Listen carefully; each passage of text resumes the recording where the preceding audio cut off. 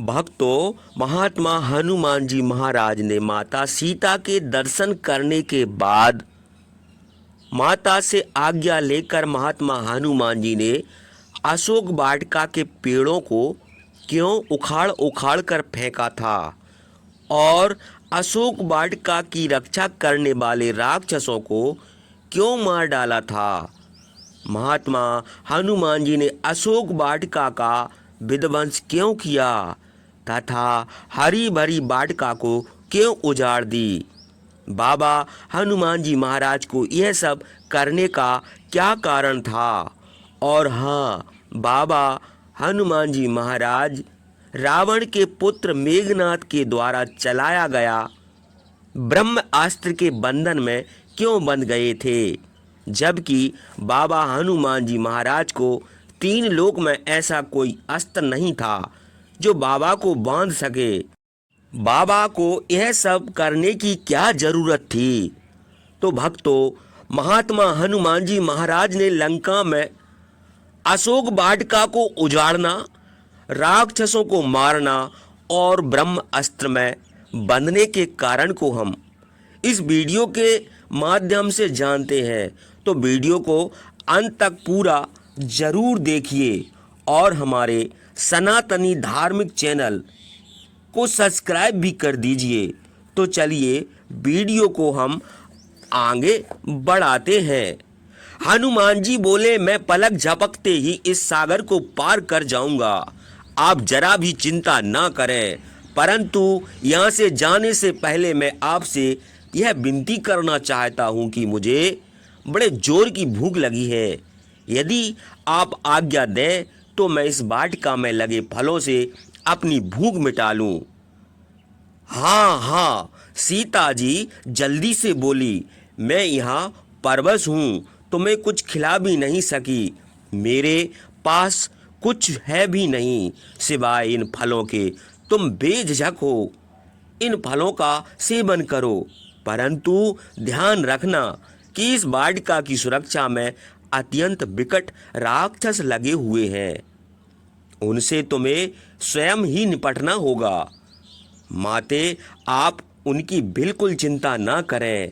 हनुमान जी बोले, मैं यहाँ से जाने से पहले उस दुष्ट रावण को प्रभु श्री राम के एक अदने से दूध की शक्ति का परिचय भी देना चाहता हूँ, ताकि वह जान जाए कि आपका अपहरण करके उसने कितना भारी पाप किया है। इतना कहकर हनुमान जी उछलकर एक पेड़ से दूसरे पर और दूसरे से तीसरे पर कूदकर चढ़ने लगे। उनके पैरों के बोझ से वृक्षों की डालियां टूट टूट कर नीचे गिरने लगीं। हनुमान जी फलों को खाते जाते और पेड़ों को उखाड़ उखाड़ कर नीचे गिराते जाते।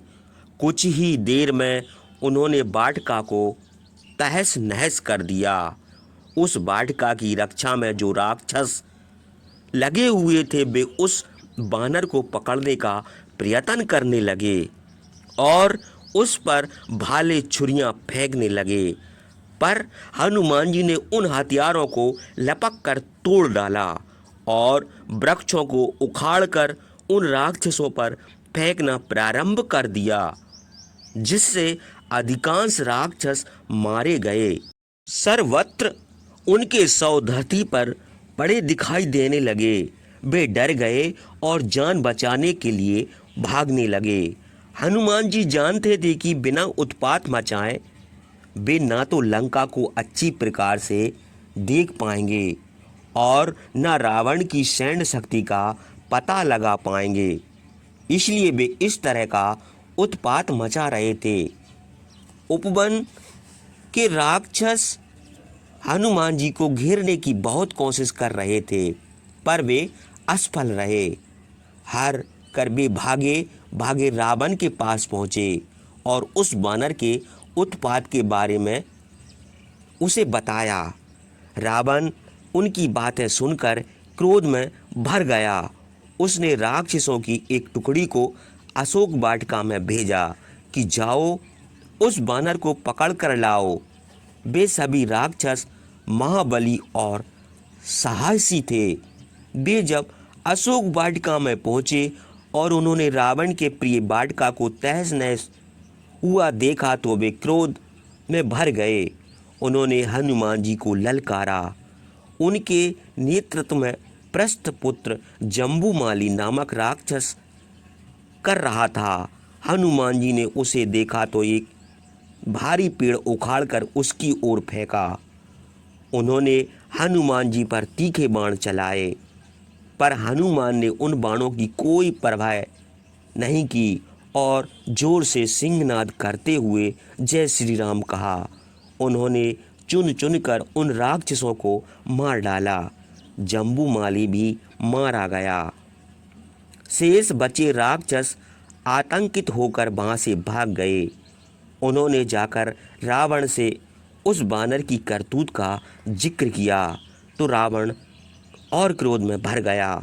उसने अपनी सेना के अनेकानेक महाबली राक्षसों को उस बानर को पकड़कर लाने के लिए भेजा, लेकिन हनुमान जी ने सभी को मार डाला।